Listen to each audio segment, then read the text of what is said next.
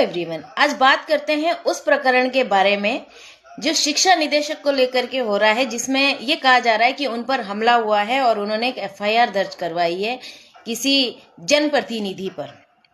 मैं ये बात कहने नहीं आई हूं आज कि इसमें किसकी गलती थी किसकी नहीं गलती थी। वैसे तो वीडियोस उनकी भी काफी आ रही हैं कि वो बहुत ज्यादा एरोगेंट थे, दूसरों के साथ व्यवहार अच्छा नहीं करते थे, लेकिन जो वहां सिचुएशन थी मैं वहां पर नहीं थी, इसलिए मैं ये नहीं बता सकती कि कौन सही है और कौन गलत है, और नहीं मैं किसी को नसीहत देना चाहती हूँ। लेकिन एक मैंने ये पोस्ट देखी है, आप इस पोस्ट को जरा देखिए। इस पोस्ट में ये कह रहे हैं कि इनका कहना है कि मतलब पुलिस जो है एफआईआर दर्ज करते हुए लिख रही है माननीय विधायक जी। पुलिस जो है पक्षपात कर रही है, पुलिस जो है क्योंकि ये विधायक है इसलिए माननीय लगा रही है।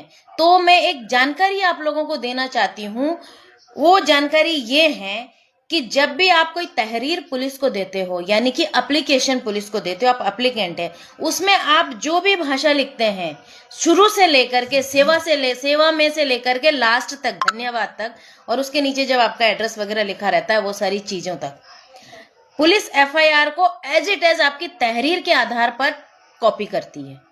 उससे वो एक भी शब्द ऊपर या नीचे नहीं कर सकती। तो इस चीज को आप समझ लें।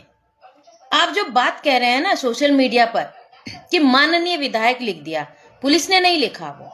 वो जो एप्लीकेंट है, ये जो शिक्षा निदेशक जी हैं, इन्होंने जब शिकायत दर्ज करी है तो ये तहरीर का एक पार्ट भी मैं आपको दिखा देती हूँ थोड़ा सा। उन्होंने खुद ये माननीय विधायक लिखा है, तो जो इन्होंने लिखा है वही चीज एज इट इज, वही नाम एफआईआर में दर्ज होगा। इसलिए मैं हमेशा ये बात कहती रहती हूँ, समझाती भी रहती हूँ कि जब भी आप कोई तहरीर लिखते हैं, कोई एप्लीकेशन आप पुलिस को देते हैं, आपने एक बार लिख दिया तो लिख दिया, वही चीज एफआईआर में छपेगी, और अगर उसकी चार्जशीट कोर्ट में जाती है उसी चीज के आधार पर आपसे पूछताछ होगी।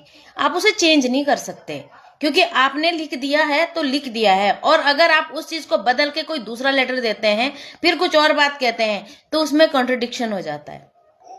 कॉन्ट्रडिक्शन मतलब यानी कि आपके बयान पलट चुके हैं, आप पहले कुछ कह रहे थे, बाद में कुछ कह रहे हैं।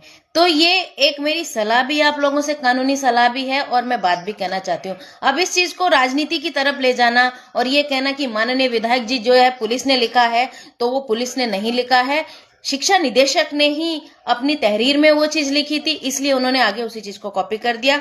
और होता यही है, आपको अगर इस बात की जानकारी नहीं है ना, तो फालतू बकवास ना करा करें, और बिना बात का एजेंडा मत बनाइए कि ये कर दिया है वो कर दिया है, क्योंकि अच्छा नहीं लगता है। एक पढ़े लिखे लोग जब इस तरीके की बातें सोशल मीडिया पर कहते हैं तो खुद ही माथा पकड़ने का दिल करता है। खैर चलिए।